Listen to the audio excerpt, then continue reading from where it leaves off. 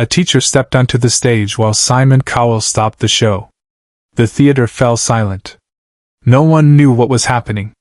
The lights dimmed, the music faded, and for the first time in America's Got Talent history, Simon Cowell stood up from the judge's desk and walked toward the stage. His face, usually composed and critical, was breaking. Tears streamed down his cheeks. The audience gasped. Something extraordinary was unfolding, something that would change how millions saw the man they thought they knew. Her name was Margaret Chen, a 52-year-old elementary school teacher from Portland, Oregon. She had never sung on a professional stage before. She had never even auditioned for anything in her life. But that night, under the bright lights of the AGT stage, she stood holding a microphone with trembling hands, her voice cracking as she dedicated her performance to someone who would never hear it. A student she had lost. A boy named Daniel. Subscribe now because what happens next will leave you speechless. Margaret had taught 3rd grade for 27 years. Every September, a new group of 8-year-olds would fill her classroom, and every June, she would send them off to 4th grade with hugs and promises to stay in touch. Most did for a while. But Daniel was different. Daniel never left. He had been in her class 6 years ago. A quiet boy with dark curly hair and oversized glasses that slipped down his nose. He loved drawing. Every recess, while other kids played soccer or climbed the jungle gym, Daniel sat under a tree sketching animals, spaceships, superheroes. Margaret noticed him immediately. Not because he was loud or disruptive, but because he was invisible. Other kids didn't bully him. They simply didn't see him. And that, Margaret knew, was sometimes worse. She started staying after school with him. She'd bring colored pencils, sketchbooks, art books from the library. They'd sit together in the empty classroom, and Daniel would draw while Margaret graded papers. He didn't talk much at first. But over weeks, then months, he began to open up. He told her about his parents' divorce. About moving between 2 houses. About feeling like he didn't belong anywhere. And Margaret listened. She didn't try to fix it. She just listened. By the end of that school year, Daniel had filled 7 sketchbooks. He smiled more. He made a friend. He even joined the after-school art club. Margaret watched him transform, and it filled her with a pride she had never felt before. On the last day of school, Daniel gave her a drawing. It was a portrait of her, sitting at her desk, with the words, "Thank you for seeing me," written at the bottom. She cried. She framed it. She hung it on her bedroom wall. But 2 years later, Daniel was gone. A car accident. 13 years old. Just like that. Margaret was destroyed. She attended the funeral. She met his parents. She cried so hard she couldn't breathe. And then she stopped. She went numb. She returned to teaching, but something inside her had broken. She smiled at her students, but it wasn't real. She graded papers, planned lessons, attended meetings. But she felt hollow. Every September, she'd look at her new class and wonder which one of them would be taken next. She couldn't shake it. The fear. The grief. The guilt that she hadn't done more. Years passed. Margaret buried herself in routine. Wake up. Teach. Go home. Repeat. She stopped going to happy hours with other teachers. She stopped attending school events. She became the ghost of the woman she used to be. And no one noticed. Or if they did, they didn't say anything. Then, one night, she found herself watching America's Got Talent. She didn't know why. She never watched talent shows. But there was nothing else on, and she was too tired to look for something else. A singer came on stage. A young woman who had lost her mother.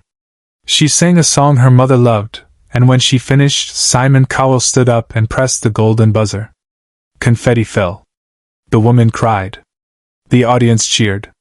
And Margaret felt something she hadn't felt in years. Hope. She didn't plan to audition. The idea seemed ridiculous.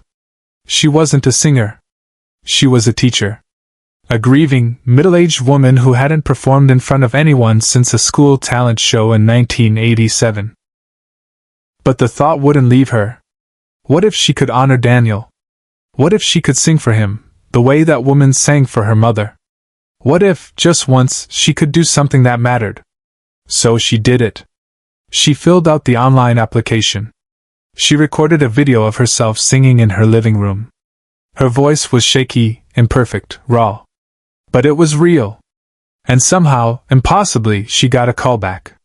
Then another. And then, 3 months later, she was standing backstage at the America's Got Talent Theater in Los Angeles, waiting for her name to be called. Her hands were shaking so badly she could barely hold her phone. She kept reading and rereading the text she had typed but never sent to Daniel's mother. "I'm singing for him tonight. I hope that's okay." She never hit send. She was too scared. The stage manager called her name. Margaret walked through the curtain and onto the stage. The lights were blinding. The audience was massive, a sea of faces she couldn't make out. And there, at the judge's desk, sat Simon Cowell. He looked exactly like he did on TV. Arms crossed.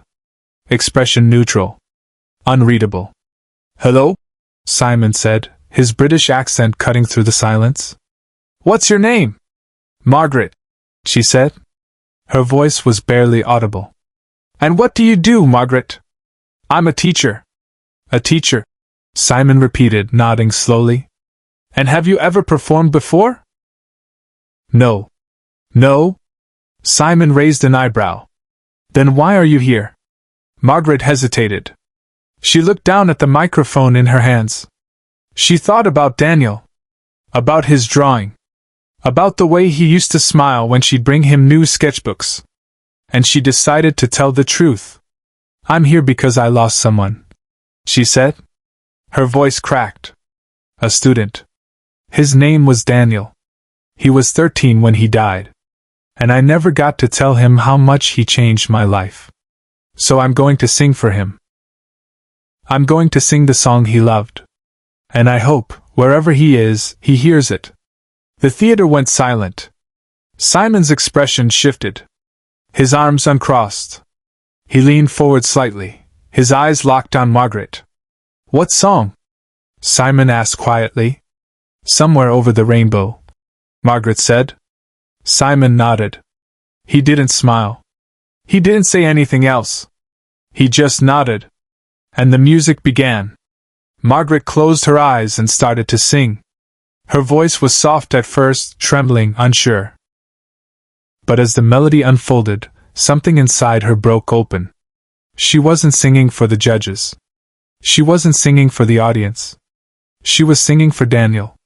For the boy who loved to draw. For the boy who had trusted her. For the boy who was gone. The audience was silent. Not a cough. Not a whisper. Just Margaret's voice, filling the theater with a grief so raw, so honest, that it felt sacred. And then, something happened that no one expected. Simon Cowell stood up. He didn't press a buzzer. He didn't clap. He just stood up from the judge's desk, his face tight, his jaw clenched, and he walked toward the stage. The other judges, Howie, Heidi, Sophia, watched in shock. The audience didn't know what to do. Margaret kept singing, her eyes still closed, unaware of what was happening. Simon reached the edge of the stage and stopped. He stood there, his hands in his pockets, his head bowed, listening. And then, slowly, he lifted his head. His eyes were red. Tears were streaming down his face. Simon Cowell, the man who had built a career on being tough, critical, unshakable, was crying. Margaret finished the song. She opened her eyes. And she saw him. Simon, standing there, tears on his cheeks, looking at her like she had just given him something he didn't know he needed. The audience erupted. A standing ovation. Screaming. Crying. But Simon didn't move. He just stood there, looking at Margaret, and then he did something no one had ever seen him do before. He climbed onto the stage. The audience gasped. The other judges stood up. Margaret took a step back, confused, overwhelmed. Simon walked toward her, slowly, deliberately, and when he reached her, he stopped. He looked at her for a long moment, his face still wet with tears, and then he spoke. "I have a son," Simon said quietly.